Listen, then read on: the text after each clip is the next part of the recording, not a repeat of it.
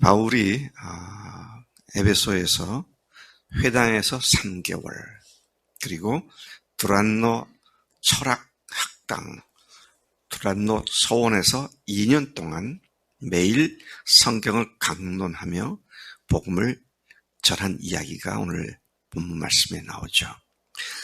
에베소에 믿는 사람들을 많이 얻은 바울은 우선 유대인 회당에 들어가 3개월 동안 담대하게 하나님 나라, 곧 예수님이 주인이 되셔서 통치하시는 것에 관한 강론을 하며 권면을 했습니다. 바울은 가는 곳마다 우선 회당에 들어가 복음을 전하다가 그동안 수많은 고통과 고난을 당했지만 그가 이후로는 내가 이방인에게로 가리라, 그렇게 앞에서 두어 번 그런 말이 나왔었는데, 그러나 그는 여전히 동족에 대한 애끓는 마음, 동족들이 하나님 앞에 돌아오고 예수님을 믿게 되는 그런 복을 원하여서 어디든지 그 후에라도 회당부터 먼저 들어갔던 것을 보게 되는 것이죠. 그랬지만 에베소에서도 그렇게 3개월 동안 열심히 했지만 역시나 어떤 사람들은 마음이 돌같이 굳어져서 전혀 복음을 받아들이지 않고 무리 앞에서 이 복음을 비방하게 됩니다. 그렇게 해서 바울은 그들의 회당에서 더 이상 모이지 않고 복음을 받고 믿은 제자들을 두란노에서 모이자, 그래서 거기서 모아서 날마다 성경을 가르치며 제자 훈련을 했습니다. 이 2년간 이들을 말씀을 가르치고 훈련한 것이 훗날 에베소 교회가 견고하게 세운 아주 중요한 기초였던 것을 우리가 잘 알고 있습니다. 바울은 그렇게 하기를 2년 동안 계속했고, 2년이라는 기간은 그의 모든 선교행 전체를 통틀어서 가장 오래 기거했던 기간이기도 합니다. 물론 2년이 아니죠. 3개월이 앞에 있었고 그 다음에 2년이 있었고, 그렇게 해서 어떤 분들은 한 3년 에베소에서 머물렀을 것이다, 그렇게 말을 하고 있습니다. 자, 이와 같은 말씀을 계속 가르치고 말씀이 그들 속에 역사하기 시작하니까 바울의 손으로 하나님께서 놀라운 능력을 행하게 하셨는데, 심지어 12절에 보면 사람들이 바울의 몸에서 손수건이나 앞치마를 가져다가 병든 사람에게 얹으면 그 병이 떠나고 악기도 나가는 놀라운 일들이 발생한 것을 봅니다. 여러분, 하나님의 놀라운 이적적 역사가 일어나는 곳이 어떤 곳입니까? 하나님의 말씀이 가르쳐지고 하나님의 말씀이 기쁨과 즐거움과 생명력으로 받아들여지는 곳에 주님께서 그 같은 일을 행하신다는 것입니다. 저는 우리 교회가 곽시연 자매도 있고 여러 어려운 일 당하는데 왜 그렇게 기도를 해도 여전히 낫질 않는가? 그런데 우리 교회 전체가 지금 병든 것을 곽시연 자매를 통해서 상징적으로 보여주시는 것이 아닌가, 그런 생각을 하지 않을 수 없습니다. 제가 지난 주일날 새벽 기도 얘기를 할 때 좀 세게 말했죠? 네. 세게 말했어요.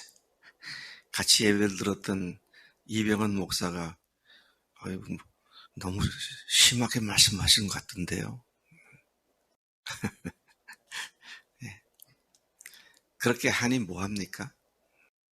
한번 여러분 둘러보세요. 몇 분이나 와 있는가? 말씀이 전혀 먹혀 들어가지 않는 그런 공동체 속에 주님이 어떻게 역사하실까? 자, 다시 돌아가서 말씀을 생각해 봅니다. 자, 이런 리더십이 있고 또 이런 교인들이 있으니까 교인들이 다시 강하게 세워지고 교인들이 강하게 세워지니까 그 리더십이 놀라운 일을 또 행하게 되고 함께 가는 것이지. 제가 늘 그러잖아요.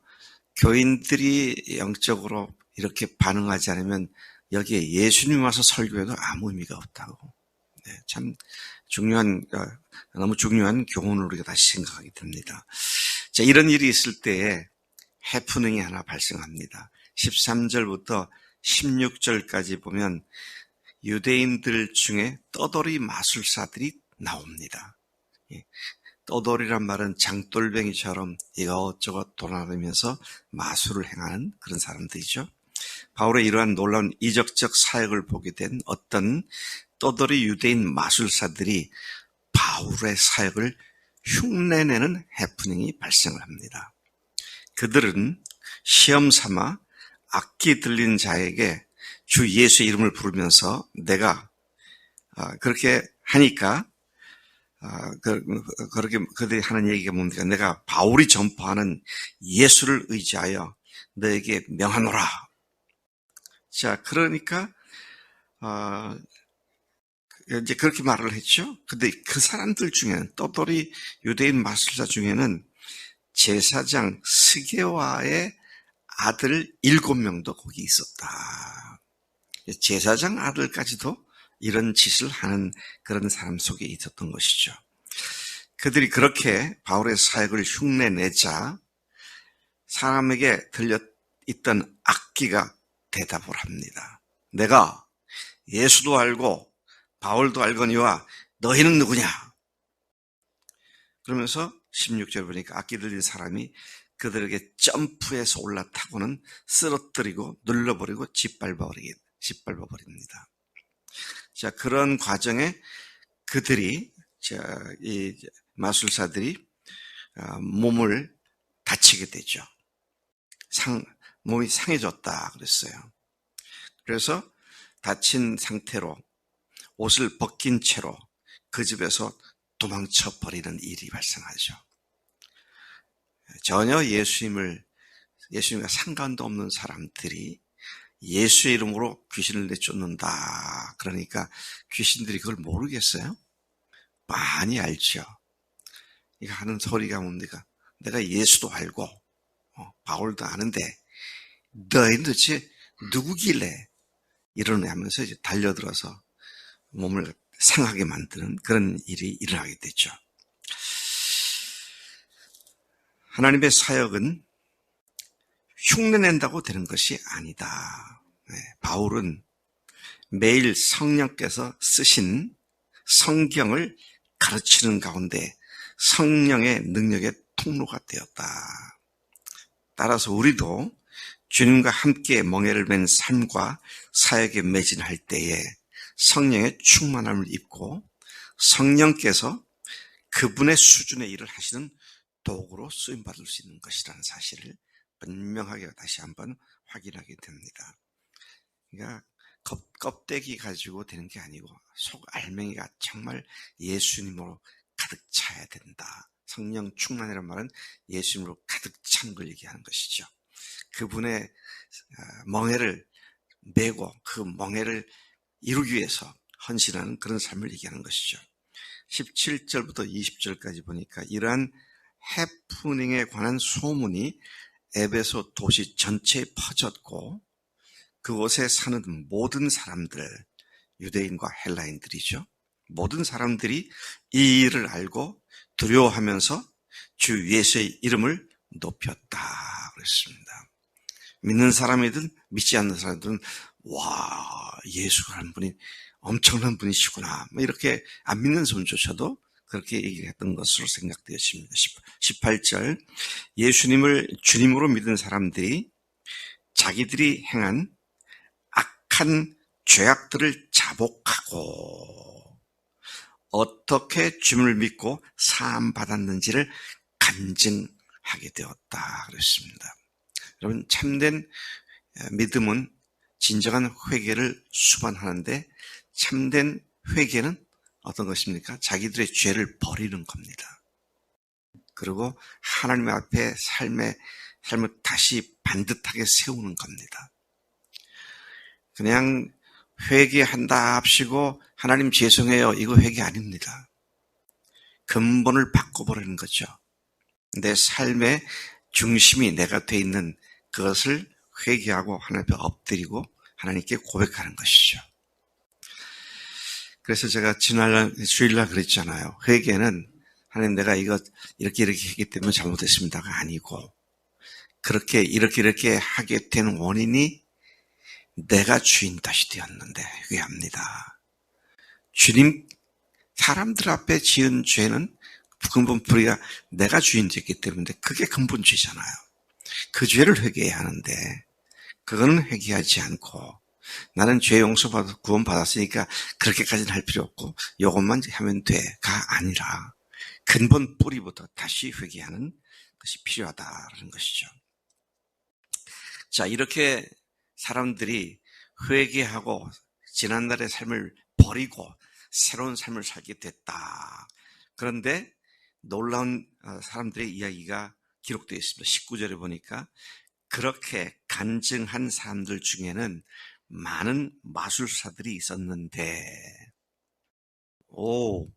예수님의 복음을 성령에 나타나시는 역사를 통하여 마술사들이 많이 믿었다 그랬습니다. 한두 사람이 아니에요. 많은 마술사들이 믿었고, 그 다음에 어떻게 했습니까? 마술 기법 등이 기록되어 있는 책들을 모아 가지고 와서 모든 사람 앞에서 불태워 버렸는데 그 책값은 당시 시가 은 5만이나 되었더라 그랬습니다. 네. 박 목사님, 은 5만이면 요즘 시가 얼마예요?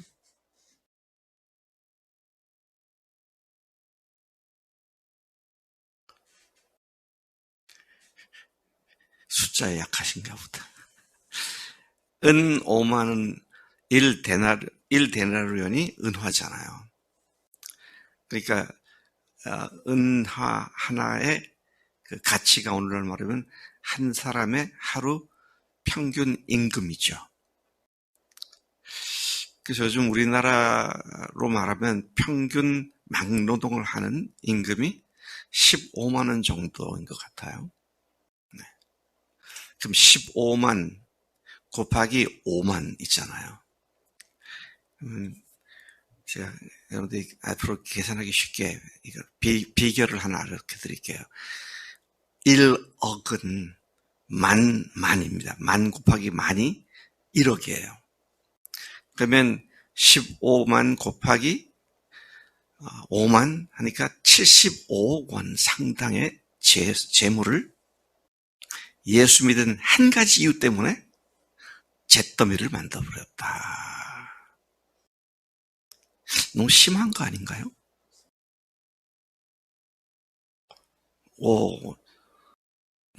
이게 문자 그대로, 여기서 누가가 이 말씀을 기록하면서 누가도 놀랐던 것 같아.